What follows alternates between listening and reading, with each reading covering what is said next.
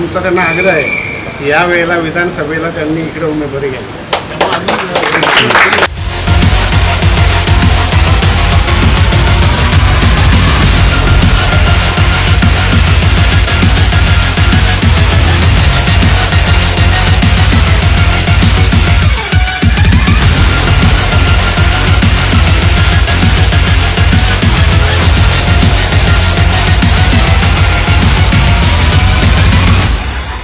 MLA बनने का जो राज है कि मैं लोगों के बीच में जाके उनकी समस्या समझ पाया और सुलझा पाया और लोगों का विश्वास मैंने संपादन किया. और ये सिलसिला मैं राजनीति में हूँ या ना हूँ, लेकिन ये मेरे सामाजिक जीवन पे मेरे अंत तक ये शुरू रहेगा.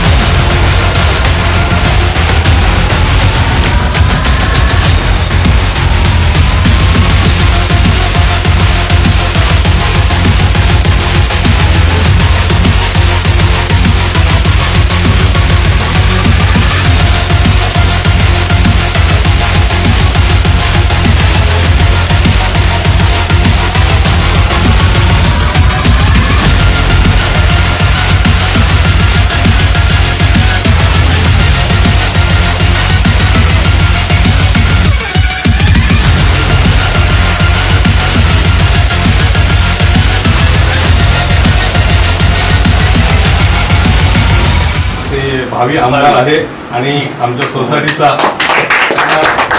पाठिंबा असेल.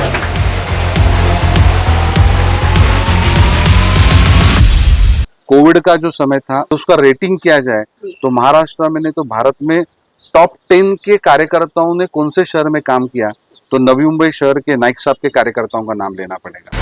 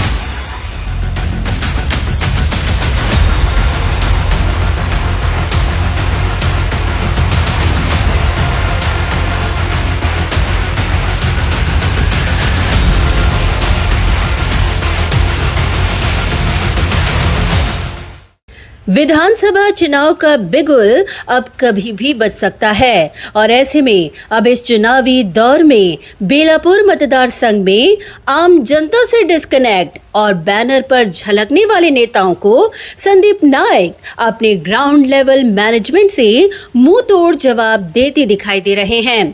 सभापति आपल्याधारी, आमदार आपल्याधारी के माध्यम से जनता तक अब तक पहुंचने वाले संदीप नायक अब बेलापुर मतदार संघ में अपने सृजनाशील संवाद उपक्रम के जरिए लोगों तक पहुंच रहे हैं. इस उपक्रम के तहत उन्होंने बेलापुर मतदार संघ प्रभाग क्रमांक 111 में सृजनाशील संवाद के माध्यम से लोगों से सीधा रूबरू होते हुए उनसे संवाद साधा, जहां संदीप नायक के साथ स्थानीय पूर्व नगर सेवक गणेश मात्रे, पूर्व नगर सेवक विशाल डोलस मौजूद थे.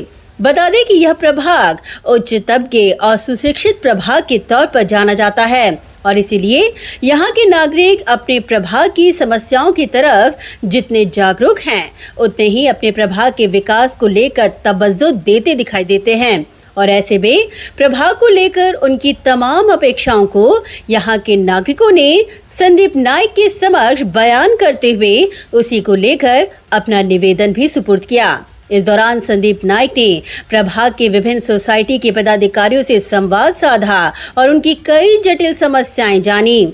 वहीं काफी नागरिकों को उन्होंने समस्या निराकरण का सही मार्गदर्शन किया तो वहीं कई समस्याओं को ऑन द स्पॉट भी सुलझाया।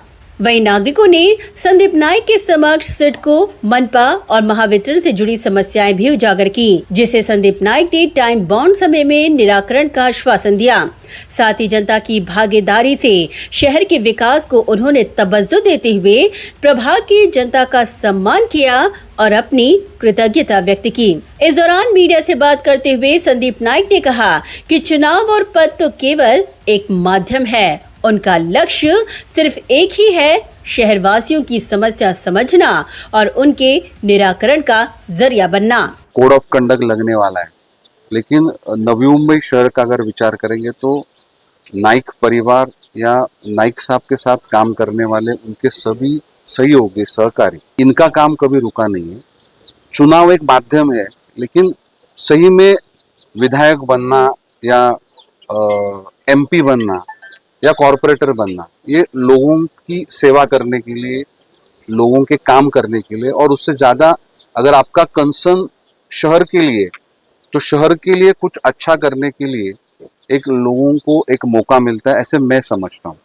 सुजन संवाद के माध्यम से अच्छे लोग मिलते हैं। ये मेरे लिए एक महत्वपूर्ण एक दौरा है जिसमें लोगों की बातें सुन के उनकी समस्या में उनके सोसाइटी के बाहर जाके, सोसाइटी में जाके देख सकता हूँ, समझ सकता हूँ और उसको सॉल्व करने का प्रयास कर सकता हूँ। तो मेरा नगर सेवक से लेके स्टैंडिंग कमेटी चेयरमैन और स्टैंडिंग कमेटी चेयरमैन, मेरा कार्यकाल खत्म नहीं हुआ तभी मैं एमएलए बन गया। और एमएलए बनने का जो राज है कि मैं लोगों के बीच में जाके उनकी समस्या समझ पाया और सुलझा पाया और लोगों का विश्वास मैंने संपादन किया। और ये सिलसिला मैं राजनीति में हूँ या ना हूँ, लेकिन ये मेरे सामाजिक जीवन पे मेरे अंत तक ये शुरू रहे। वहीं उन्होंने आगे कहा कि कोरोना काल में नाइक समर्थित हर एक कार्यकर्ताओं द्वारा की गई 24/7 अविरत सेवा देश के टॉप 10 बेहतरीन कार्य करने वाले कार्यकर्ताओं की सूची में गिना जा सकता है। आज 24/7 कोविड का जो समय था, उस समय हमारे जो प्रमुख आदरणीय गणेश जी नाइक साहब के मार्गदर्शन में लोक प्रतिनिधि है, उन्होंने उस समय अपना कर्तव्य समझ के इस शहर में एक कर्तव्य भावना के साथ एक सामाजिक कार्य करने का प्रयास किया है, सेवा उन्होंने की है।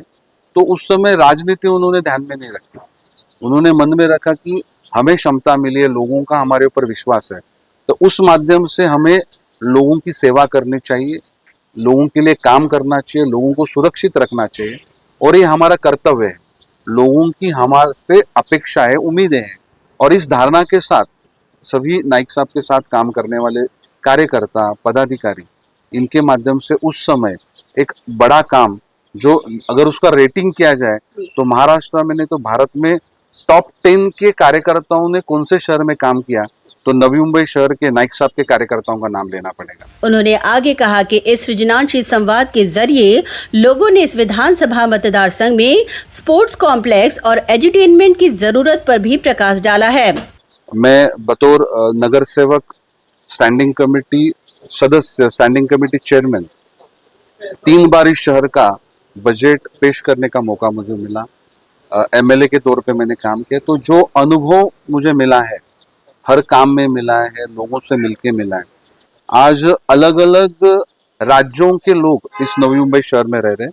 कुछ लोग मुंबई में रहते थे, कुछ लोग वाशी में रहते थे, आज इस सेक्टर में रहने के लिए आए। तो उन्होंने अपने जीवन का अनुभव बताया कि हम पहले मुंबई में रहते थे, आज नवी मुंबई में रहते हैं। तो नवी मुंबई में अच्छी सुविधाएं हैं, अच्छा इंफ्रास्ट्रक्चर है, हमें सेफ फील होता है और ये चीज़ें और होनी चाहिए। हमारे भविष्य के लिए यहाँ पे कुछ स्पोर्ट्स कॉम्प्लेक्स होना चाहिए, वैसे एजुटेनमेंट भी यहाँ पे होना चाहिए। तो काफ़ी अच्छी चीज़ें जो आज इस चुनाव से रिलेटेड नहीं है, लेकिन ये नवी मुंबई शहर के भविष्य से रिलेटेड है। ऐसे काफ़ी सूचनाएं आज इस संवाद के माध्यम से मुझे मालूम पड़ रही है। तो निश्चित रूप से ये शहर के हित के लिए समझने के लिए किया हुआ एक प्रयास ऐसा मैं समझता हूँ। इस दौरान इस सृजनाशील संवाद को लोगों का बेहतरीन प्रतिसाद देखने को मिला। Bureau report, Navi Mumbai network.